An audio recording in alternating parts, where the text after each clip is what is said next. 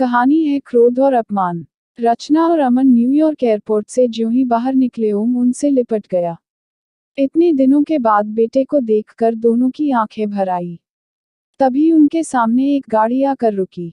ओम ने उनका सामान डिक्की में रखा और उन दोनों को बैठने को कह आगे जा बैठा। जीनल ने पीछे मुड़कर अपनी मोहिनी मुस्कान बिखेरते हुए उन दोनों का आंखों से ही अभिवादन किया, तो रचना को ऐसा लगा मानो कोई परी धरती पर उतर आई हो। रचना ने मन ही मन बेटे के पसंद की दाद दी। करीब घंटे भर की ड्राइव के बाद गाड़ी एक अपार्टमेंट के सामने रुकी। उतरते ही जीनल का उन दोनों का पैर छूकर प्रणाम करना रचना का मन मोह गया। बड़े प्यार से उन्होंने जीनल को गले लगा लिया। ओम का एक कमरे का घर अच्छा ही लगा उन्हें। जीनल और ओम दोनों मिलकर सामान अंदर ले आए। जब वे दोनों फ्रेश हो गए तो जीनल चाय बना लाई। चाय पीते हुए रचना जीनल को निहारती रही। लंच कर अमन और रचना सो गए। उठिए ना मम्मी, आपके उठने का इंतजार करके जीनल चली गई। उठने की इच्छा न होते हुए भी रचना को उठना पड़ा। फिर बड़े दुलार से बेटे का माथा सहलाती हुई बोली, अरे चिंता क्यों कर रहा है? मुझे और तेरे पापा को तेरी जीनल बहुत पसंद है। सब कुछ अपने जैसा ही तो है उसमें। अमेरिका में भी तुमने अपनी बिरादरी की लड़की ढूंढी, यही क्या कम है हमारे लिए। अब जल्दी से उसके परिवार वालों से मिलवा दे। जब यहीं पर शादी करनी है तो फिर इंतजार क्यों? रचना की बातों से ओम उत्साहित हो उठा और बोला, उसके परिवार में केवल उसके पापा है। अपनी माँ को तो वह बचपन में ही खो चुकी है। उसके पापा ने फिर शादी नहीं की। जीनल को उसकी नानी ने ही पाला है। उसके पापा चाहते हैं कि शादी के बाद हम उन्हीं के साथ रहें, लेकिन मैंने इनकार कर दिया। जिस घर में हम शिफ्ट करने वाले हैं वह उसी एरिया में है। कल चलकर देख लीजिएगा। बेटे की बातों से रचना भावविभोर हो रही थी। उनके अमेरिका आने से पहले ओम की पसंद को लेकर सभी ने उन्हें कितना भड़काया था। ओम तो वैसा ही है, कहीं कोई बदलाव नहीं है उसमें। दूसरों की खुशी देखकर लोग जलते भी तो है। ऐसे भी ओम स्कूल से लेकर इंजीनियरिंग करने तक टॉप ही तो करता रहा था। आगे की पढ़ाई के लिए अमेरिका आ रहा था तो भी लोगों को कितनी जलन हुई थी। शादी के बाद जीनल को लेकर जब इंडिया जाऊंगी तो उसके रूप रंग को देखकर सभी ईर्ष्या करेंगे। ऐसा सोचते ही रचना मुस्करा उठी। क्या सोचकर मुस्करा रही हैं माँ? ओम के पूछने पर रचना वर्तमान में लौट आई। कुछ भी तो नहीं रे, सब कुछ ठीक हो जाए तो सियाटल से आशिमा और राहुल भी आ जाएंगे। सारा इंतजाम करके मैं आई ही हूँ, रचना बोली। ओम ने फोन पर ही जीनल को बता दिया कि वह मम्मी को बहुत पसंद है। दूसरे दिन सवेरे ही जीनल पहुंच गई। देखते ही रचना ने उसे गले लगा लिया। फिर उसके घर के बारे में पूछने लगी। जीनल भी उनसे कुछ खुल गई। उसने उनसे पूछा, ओम की तरह क्या मैं भी आप दोनों को मम्मी पापा कह सकती हूँ? रचना खुशी से बोली, क्यों नहीं, अब ओम से तुम अलग थोड़े ही हो। कुछ ही दिनों की बात है जब तुम भी पूरी तरह से हमारी हो जाओगी। रचना की बात पर जीनल ने शर्माकर सिर झुका लिया। अच्छा तो मम्मी जी आप लोग पापा और नानी से मिलने कब चल रहे हैं? वे दोनों आपसे मिलने के लिए उत्सुक हैं। फिर अगले दिन का करार लेकर ही जीनल मानी। दूसरे दिन सुबह से ही रचना को जीनल के घर जाने के लिए जरूरत से ज्यादा उत्साहित देखकर अमन उनसे छेड़खानी कर रहे थे। इसी बीच जीनल गाड़ी लेकर आ गई। तैयार होकर रचना और अमन कमरे से बाहर निकले। एक युवा बेटे की माँ भी इस उम्र में इतनी कमनीय हो सकती है, सोच जीनल मुस्करा उठी। रास्ते में सड़क के दोनों ओर की प्राकृतिक सुंदरता देखकर रचना मुग्ध हो उठी कि सच में अमेरिका परियों और फूलों का देश है। 1 घंटे के बाद फूलों से सजे एक बड़े से घर के सामने गाड़ी रुकी तो उतरते ही एक बड़ी उम्र की संभ्रांत महिला ने सौम्य मुस्कान के साथ उनका स्वागत किया, जो जीनल की नानी थी। लिविंग रूम में जीनल के पापा अमन के पास आकर बैठ गए। रचना की ओर मुड़े ही थे कि वे चौंक गए और उनके अभिवादन में उठे हाथ हवा में झूल गए। उधर रचना के जुड़े हाथ भी उनकी गोद में गिर गए, जिसे अमन के सिवा और कोई न देख सका। रचना के चेहरे पर स्तब्धता थी। सारी खुशियां काफूर हो गई थी।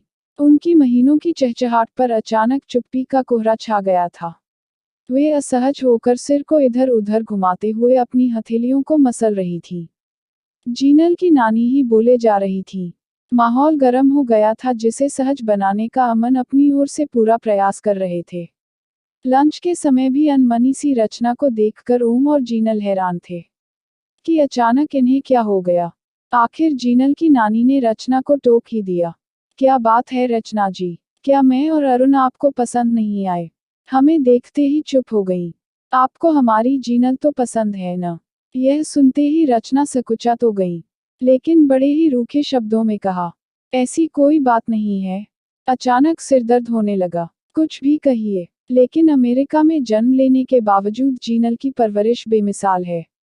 इसका सारा श्रेय आप लोगों को जाता है। जीनल हम दोनों को बहुत पसंद है। शायद इंडिया में भी हम ओम के लिए ऐसी लड़की नहीं ढूंढ पाते। क्यों रचना, ठीक कहा ना मैंने? रचना ने उनकी बातें अनसुनी कर दी। अमन की बातों से अरुण थोड़ा मुखर हो उठे। बोले, तो अब बताए कि कैसे आगे का कार्यक्रम रखा जाए। जवाब में रचना ने कहा, हम आपको सूचित कर देंगे। अब हम चलना चाहेंगे। ओम, उठो और टैक्सी बुलाओ। मुझे मैनहट्टन होते हुए जाना है। क्यों ना हम दीप्ति से मिलते चलें? मामा मामी के आने से वह भी बड़ी उत्साहित है। इन सब बातों के लिए जीनल को तकलीफ देना ठीक नहीं है। रचना की बातों से सभी चौंक गए। इसमें तकलीफ जैसी कोई बात नहीं है। अरुण जी बोले, अमन जी, अगर आपकी इजाजत हो तो 2 मिनट में अकेले में आपकी पत्नी जी से कुछ बातें करना चाहूंगा। जीनल जब मात्र 10 साल की थी तभी उसकी मां गुजर गई।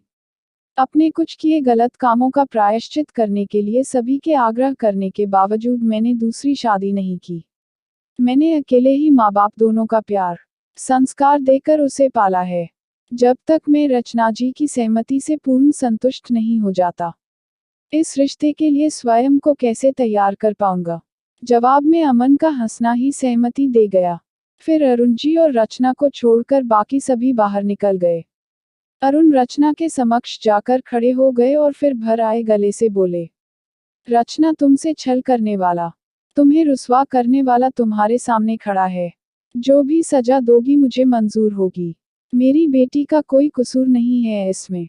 तुमसे मेरी यही प्रार्थना है कि जीनल और ओम को कभी अलग नहीं करना, वरना दोनों टूट जाएंगे। एक दूसरे के बगैर वे जी नहीं पाएंगे। सभी की खुशियां अब तुम्हारे हाथ में हैं। जीनल ही तुम लोगों को छोड़ने जाएगी। इतनी ही देर में उसका चेहरा उदास होकर कुम्हला गया है। कहकर अरुण बाहर निकल आए और फिर जीनल को इन सब के साथ जाने को कहा। तो जीनल और ओम के मुरझाए चेहरे खिल उठे। पूरा रास्ता रचना आंखें बंद किए चुप रहीं। लौटने के बाद भी वे अनमनी सी लेट गईं, जबकि बाहर से आकर बिना चेंज किए बेड पर जाना उन्हें कतई पसंद नहीं था। अमन लिविंग रूम में बैठकर टीवी देखते रहे। शाम हो गई थी। रचना उठ गई थी। बोली, सुनिए, मैं सामने ही घूम रही हूँ। ओम आ जाए तो आप भी आ जाएगा। और फिर चप्पलें पहनते हुए सीढ़ियां उतर गईं। बच्चों के पार्क में रखी बेंच पर जा बैठी। आंखें बंद करते ही 32 साल से बंद अतीत चलचित्र की तरह आंखों के आगे घूम गया। बड़ी ही धूमधाम से रचना की मंगनी अरुण के साथ हुई थी। किसी फंक्शन में अरुण ने उन्हें देखा था और फिर उसकी नजरों में बस गई थी। मंगनी होने के बाद वे अरुण से कुछ ज्यादा ही खुल गई थी। तब मोबाइल का जमाना नहीं था। सबके सो जाने के बाद धीरे से वे फोन को उठाकर अपने कमरे में ले जाती। और फिर शुरू होता प्यार भरी बातों का सिलसिला जो देर रात तक चलता। 2 महीने बाद ही शादी का मुहूर्त निकला था। इसी बीच अचानक अरुण को किसी प्रोजेक्ट वर्क के सिलसिले में 6 महीने के लिए न्यूयॉर्क जाना पड़ा। शादी नवंबर तक के लिए टल गई। वे मन मसोस कर रह गईं।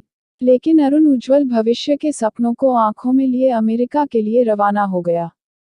फिर रचना अपनी एमएससी की परीक्षा की तैयारी में लग गई।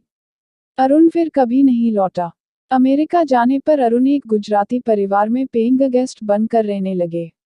अमेरिका उन्हें इतना भाया कि वह वहां से न लौटने का निश्चय कर किसी कीमत पर वहां रहने का जुगाड़ बैठाता रहा। यहाँ तक कि अपनी कंपनी की नौकरी भी छोड़ दी। सबसे सरल उपाय यही था कि वह वहां की किसी नागरिकता प्राप्त लड़की से ब्याह कर ले। फिर अरुण ने उसी गुजराती परिवार की इकलौती लड़की से शादी कर ली। उसके इस धोखे से रचना टूट गई थी। उन्हें ब्याह नाम से चिढ़ सी हो गई थी। फिर कुछ महीने बाद अमन के घर से आए रिश्ते के लिए न नहीं की। सब कुछ भुला अमन की पत्नी बन गई। समय के साथ 2 बच्चों की माँ भी बन गई। दोनों बच्चों की अच्छी परवरिश की। पढ़ने लिखने में ही नहीं, बल्कि सारी गतिविधियों में दोनों बड़े काबिल निकले। बीटेक करते ही बेटी की शादी सुयोग्य पात्र से कर दी। बेटी यही सियाटल में है। दोनों मल्टीनेशनल कंपनी में कार्यरत हैं। बड़े अरमान के साथ बेटे की शादी का सपना आंखों में लिए यहाँ आई थी। टेनिस टूर्नामेंट में ओम और जीनल पार्टनर बने और विजयी हुए। ऐसे ही मिलते जुलते दोनों एक दूसरे को पसंद करने लगे। ओम ने फेसबुक पर मां यानी रचना से जीनल का परिचय करा दिया था। रचना को जीनल में कोई कमी नजर नहीं आई, इसलिए उनके रिश्ते पर अपनी स्वीकृति की मुहर लगा दी। अब तक के जीवन में सभी प्रमुख निर्णय रचना ही लेती आई थी, तो अमन को क्यों इतराज होता। रचना की खुशी ही उनके लिए सर्वोपरि थी। चूंकि जीनल की मां नहीं थी और उसे नानी ने ही पाला था, और वे इंडिया आने में लाचार थे, इसलिए निर्णय यही हुआ था कि अगर सब कुछ ठीक ठाक हुआ तो वहीं शादी कर देंगे। इस निर्णय से उनकी बेटी और दामाद दोनों बहुत खुश हुए। जीनल के पिता के परिवार के बारे में उन्होंने ज्यादा छानबीन नहीं की, और यही धोखा खा गईं। कितना सुंदर सब कुछ हो रहा था कि इस मोड़ पर वे अरुण से टकरा गईं, और बंद स्मृतियों के कपाट खुलकर उन्हें विचलित कर गए। बेटे से भी नहीं कह सकती कि इस स्वार्थी, धोखेबाज की बेटी के साथ रिश्ता न जोड़ो। सिर से पैर तक उसके प्यार में डूबा हुआ है, वह भी क्यों मानने लगा अपनी माँ की बात। दर्द से फटते माथे को दोनों हाथों से थामवे सी उठी। तभी अचानक कंधों पर किसी का स्पर्श पाकर मुड़ी तो पीछे अमन को खड़ा पाया।